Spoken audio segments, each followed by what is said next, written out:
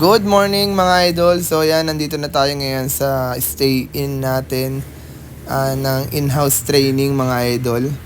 At magsisimula na tayo ng ating training. So simula muna tayo sa jogging. Yan, warm up ng kaunti. Kahit kararating lang natin ay dire-diretso agad tayo. So wala tayong sasayangin na oras mga idol para sa pagpapractice natin. At yan yung mga kasama natin. Sila din yung nanalo sa division meet. So, possible ay umabot ng 30 days yung aming training at araw-araw talagang loaded tayo. At syempre ang ating target dito ay hindi lang makapaglaro bagkus manalo tayo. Kaya talagang pinaghihirapan. So, dito yung aming naging training din last year. At ayan, malaking laruan, napakaganda pero medyo malakas yung hangin kaya kailangan lagi siyang wawalisin. So, yan tayo mga idol. Papakita ko sa inyo kasunod.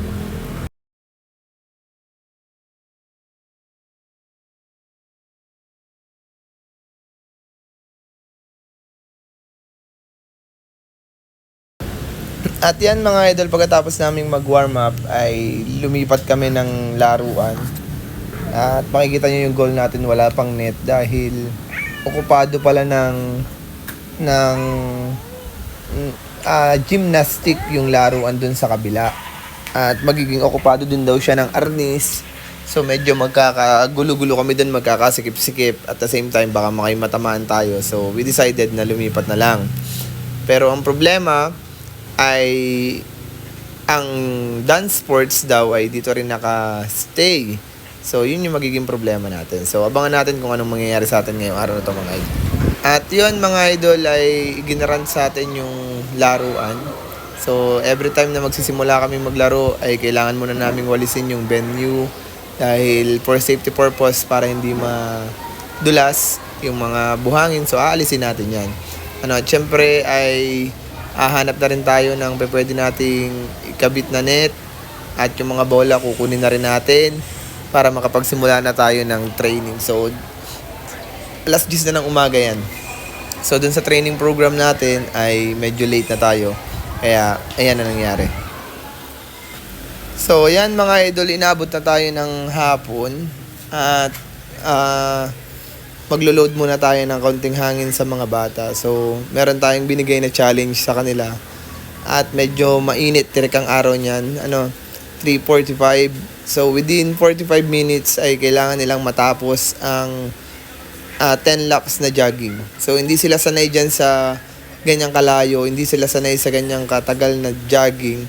Pero dyan matitest kung gaano sila ka-porsigido. Dyan sila matitest kung gaano ka tindi at gaano nila kailangang habulin yung resistensya nila.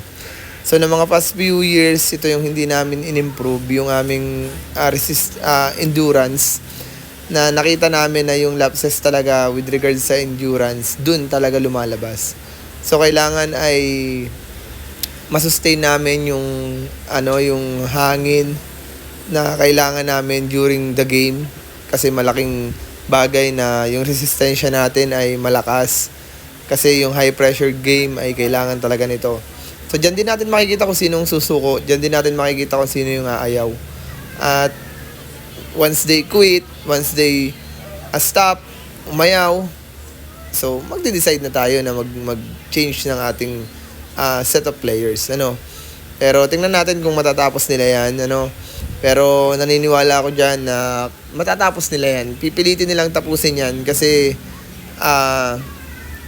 madadagdagan yung ating jogging everyday.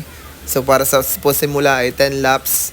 Then matatapos, susunod naman natin dagdagan natin ng 2. Then sunod dagdagan ulit natin hanggang sa makasanayan na ng katawan nila na yung ganun kalala yung jogging ay normal na. Kaya pagdating sa loob ng field, makakaya na nila yan. So, tingnan natin yung magiging resulta. Yan, so end na ng first day natin pero tumakas lang tayo muna kasi may ayos tayo ng credential. At nandito kami sa kainan, nagutom kami ni Parin Lawrence. Yan, ganda ng kainan nila dito. Yan. Dito sa may parting balayan. Yan. So, tingnan natin kung gaano kasarap yung kanilang chami. Yun daw yung masarap eh. Pakita natin sa inyo kung sulit nga ba o talagang totoo na masarap.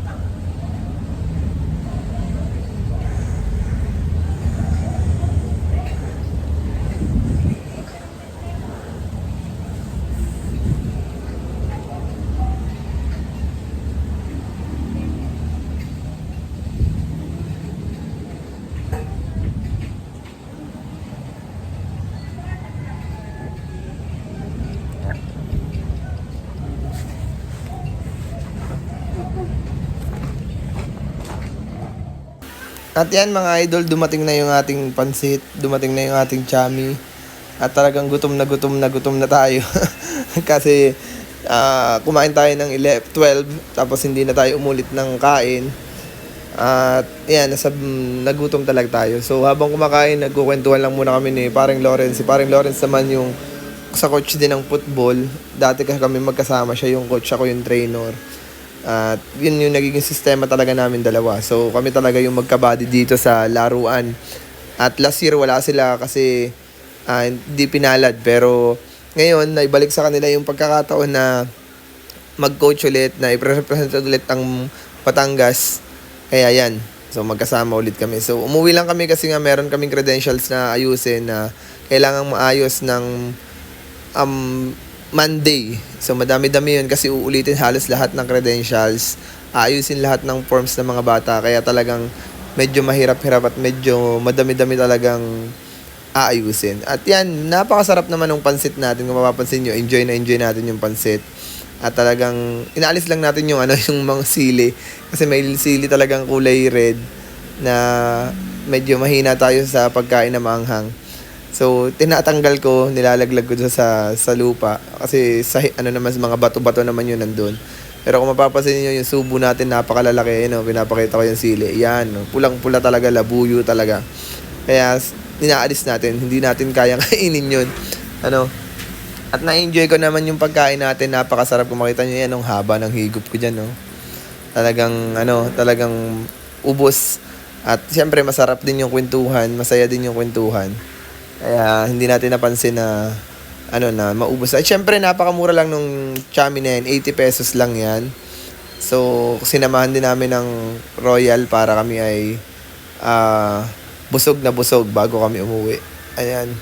Kasi hindi na nga kami kumain. Then pag katapos natin na kumain, syempre uuwi na tayo dyan. So, yan, ganito lang muna mga idol. Yan. Yun na nga mga idol, doon na nagtatapos yung first day natin at medyo hindi siya tumakbo sa plano natin. Kumbaga, ito nga yung sinasabi na expectation versus reality. Pero sa ganung mga pagkakataon, kailangan nating mag-adjust. Kailangan nating kaya nang mag-adjust. So, titingnan natin kung masusunod yung mga plan natin. Tingnan natin kung masusunod yung ating mga gagawin pa sa susunod na mga araw. And hopefully, maging successful kasi nakaplan talaga lahat ito para sa mga bata. At hindi lang, meron tayong tinatarget na mas malaking bagay. So ngayon, napagod tayo, magpapahinga muna tayo. Nagpapahinga na rin ang mga bata. So, see you tomorrow sa vlog natin. Mahaba-haba ito. Madami-dami tayong i-vlog ngayon. Sisipagan natin mag-vlog para sa inyo mga idol. So, kita-kits tayo. Bye-bye!